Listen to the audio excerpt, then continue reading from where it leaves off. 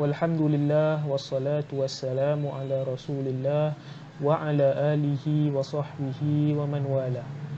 Rabbi shrah li sadri wa yassir li amri wahlul 'uqdatam min lisani yafqahu qawli. Subhanaka la ilma lana illa ma 'allamtana innaka antal alimul hakim. Rabbi inni a'udzu bika min hamazati syayatin wa a'udzu bika rabbi an yahdurun. Astaghfirullahal azim, astaghfirullahal azim, astaghfirullahal azim wa atubu ilaih. Amma ba'd. Para jemaah yang dirahmati Allah sekalian, Assalamualaikum warahmatullahi taala wabarakatuh. Bertemu kita lagi dalam siri tazkirah kita, Indahnya Bahasa Al-Quran, di mana kita sama-sama akan membincangkan satu aspek Al-Quran yang sangat penting, iaitu aspek bahasa yang disampaikan. Kenapa ia merupakan aspek yang penting? Kerana melalui aspek inilah, melalui wasilah inilah Allah Subhanahu Wa Taala menyampaikan kepada kita intipati dan juga isi kandungan Al-Quran itu sendiri.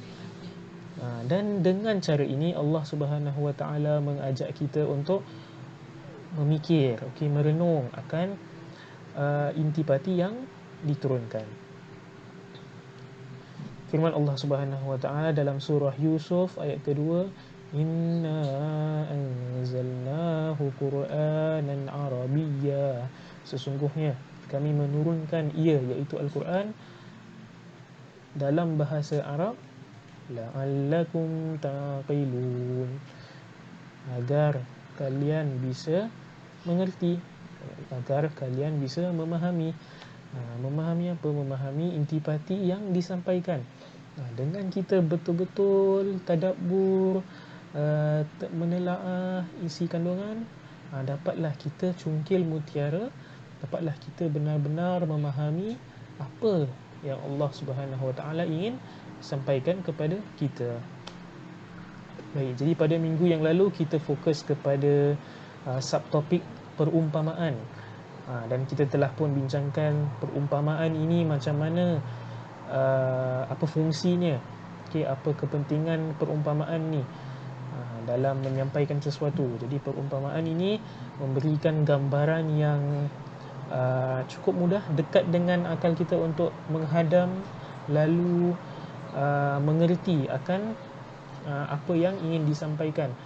Jadi pada episod lepas kita merenung seketika contoh, iaitu perumpamaan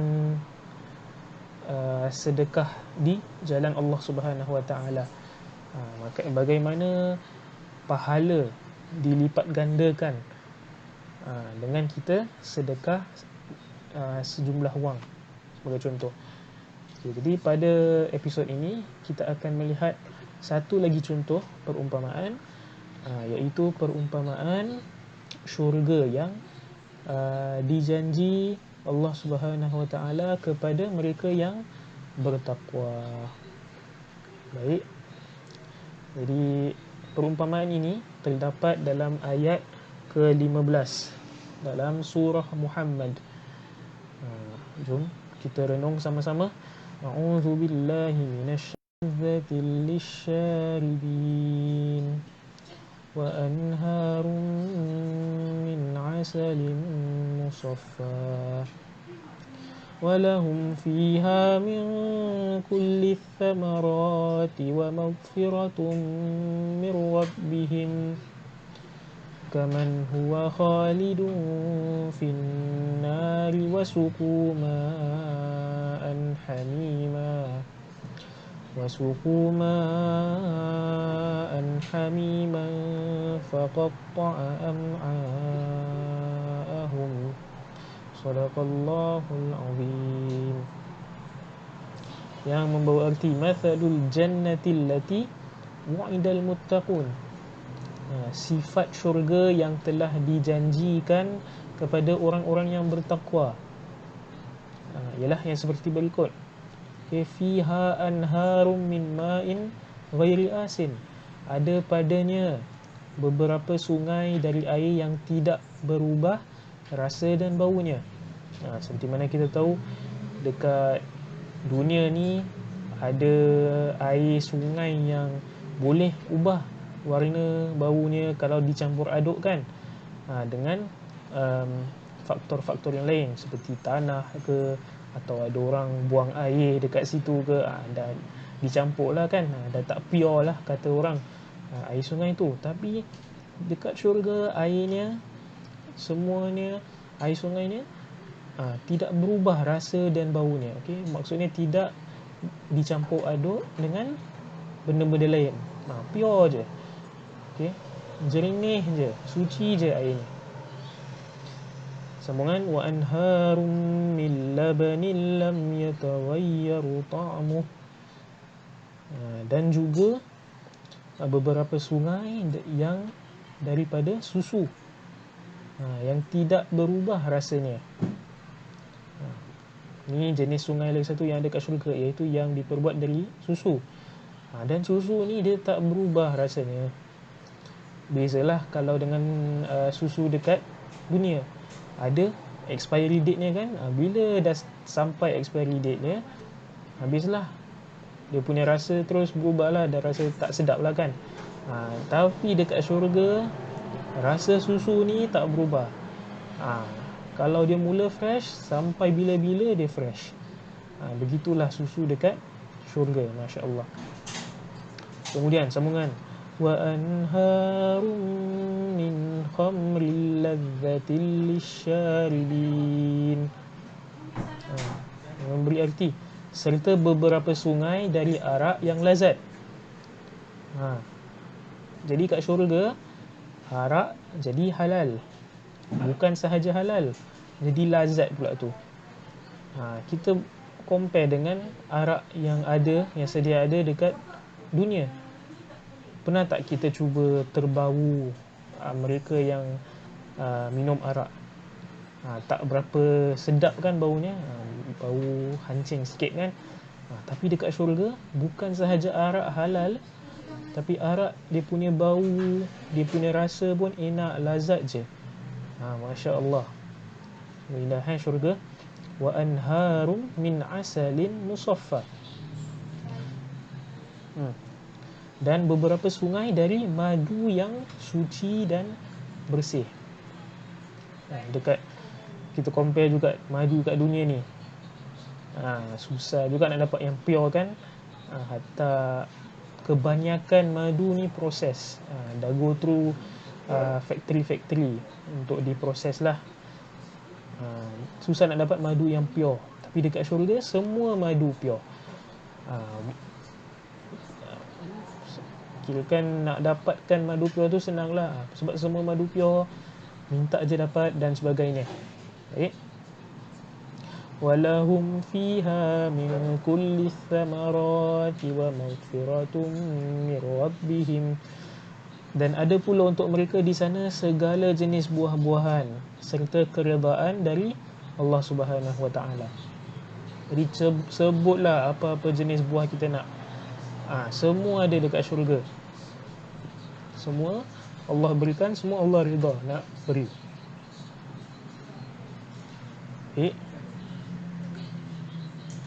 Jadi begitulah gambaran syurga bagi mereka yang bertakwa. Ada sungai yang jernih, tak berubah rasa dan baunya.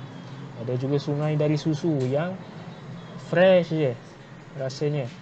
Ada juga sungai daripada arak yang bukan sahaja halal tapi lazat. Ada juga sungai yang dari madu yang fresh, sumber dari yang asal ni dari sumbernya. Okey. Dan ada macam-macam buah juga. Kita minta, kita dapat. Allah berikan kepada kita. Jadi beginilah Allah Subhanahu Wa Taala memberikan perumpamaan, gambaran syurga yang dijanjikan oleh Allah Subhanahu Wa Taala kepada mereka yang bertakwa. Orang yang bertakwa ni apa? Kan apa yang Allah Subhanahu Wa Taala suruh buat, dilaksanakan. Apa yang Allah Subhanahu Wa Taala suruh tinggalkan, dia jauhi. Semoga kita tergolong daripada mereka yang bertakwa. Baik, jadi timbullah satu persoalan. Bukankah baginda Nabi Muhammad SAW telah sabda dalam sebuah hadis yang sahih bahawa apabila beberapa sahabat tanya baginda SAW, syurga ni rupa dia macam mana, maka baginda SAW pun menjawab, syurga ni ma la ainun ra'at, tak pernah pun satu mata pernah lihat syurga ni, wala uzunun sami'at, dan satu telinga pun tak pernah dengar suara atau suasana syurga ni macam mana. Wala khatara ala qalbi bashar, dan tak pernah tergelintir pun dalam hati manusia atau terbayang macam mana syurga. Jadi dengan hadis ini daripada baginda Nabi Muhammad SAW, bukankah macam dia bercanggah dengan ayat ini? Habis ayat ini bagi gambaran. Nabi kata syurga tak boleh digambarkan. Jadi macam mana kita nak jawab soalan ini? Jadi ada kebenaran dalam apa yang baginda Nabi Muhammad SAW sabda tentang syurga, bahawa tak ada mata pernah nampak, tak ada telinga pernah dengar suasananya, dan tak tergelintir pun dalam hati macam mana syurga ni diperbuat lah atau dicipta. Tapi Allah Subhanahu Wa Taala memberikan gambaran kepada kita, iaitu nak bagi tahu kita beberapa indahnya suasana di syurga. Ada sungai yang macam-macam, sungai yang jernih, sungai yang diperbuat dari susu, sungai dari arak, sungai dari madu dan sebagainya. Tapi macam mana sungai itu? Wallahu ta'ala alam. Dia bukan seperti sungai yang kita dah terbiasalah dekat dunia. Itu terhadlah kepada gambaran yang kita sedia ada. Tapi hakikatnya sungai dia macam mana, itu kita tak tahu. Itu kita pulang, wa ma ilmuhu illa indallah. Jadi ilmu itu semua tertakluk kepada hikmah Allah Subhanahu Wa Taala. Jadi kita sekadar percaya, ada sungai yang diperbuat daripada sekalian. Tapi bagaimana bentuk sungai itu, kita tak tahulah, terhad kepada imajinasi kita sendiri. Tapi hakikatnya kita betul-betul tak tahu macam mana bentuk sungai. Kita tahu ada sungai yang diperbuat daripada sekalian kerana ia disebut dalam Al-Quran.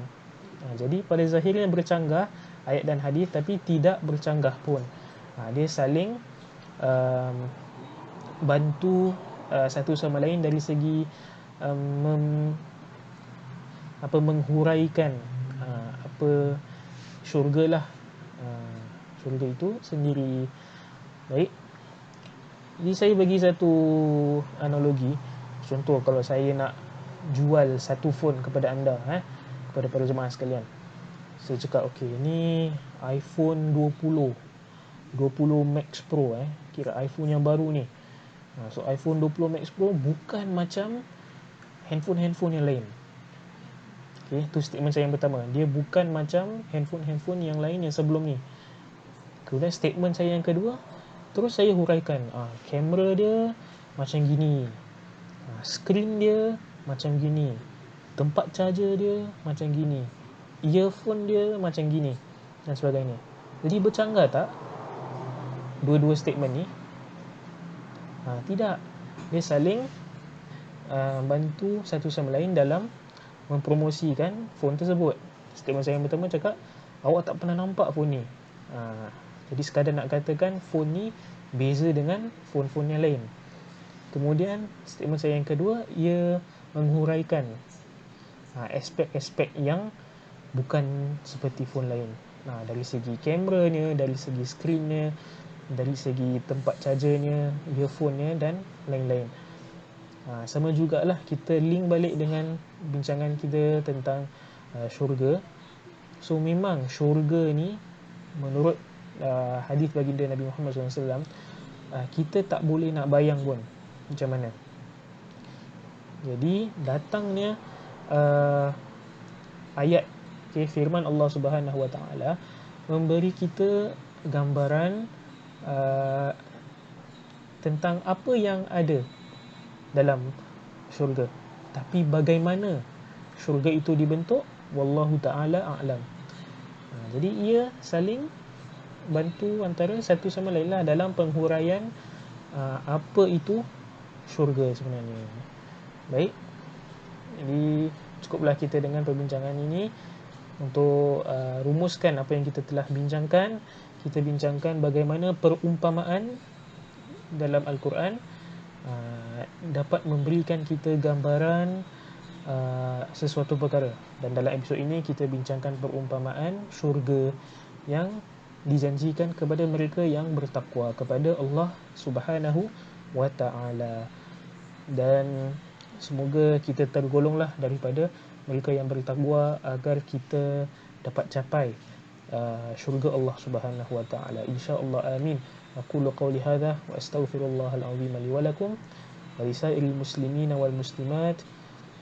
Subhanakallahumma wa bihamdika asyhadu an la ilaha illa anta astaghfiruka wa atubu ilaik. Bismillahirrahmanirrahim. Wal 'ashr. Innal insana lafi khusr illa alladhina amanu wa 'amilus solihati wa tawasaw bil haqq wa tawasaw bis sabr. Sallallahu ala sayyidina Muhammadin wa ala alihi wa sahbihi wa sallam. Walhamdulillahi rabbil alamin. Terima kasih para jemaah sekalian atas kesudian untuk mengikut sesi tazkirah ini. Semoga Allah Subhanahu Wa Taala membalas jasa baik dan juga ketekunan antum dalam mengikuti sesi tazkirah ini, insya-Allah. Teruslah sokong Masjid Kampung Siglap serta program-program dakwahnya. Sokongan boleh dari segi bentuk kewangan juga, donation melalui PayNow, fund transfer dan juga website Masjid Kampung Siglap. Dan jika kalian dapati sesi ini bermanfaat, sila like dan juga share recording ini agar ramai orang lagi dapat bermanfaat, meraih manfaat daripada sesi ini, insya-Allah. Baik, jumpa lagi dalam lain kesempatan. Assalamualaikum warahmatullahi taala wabarakatuh.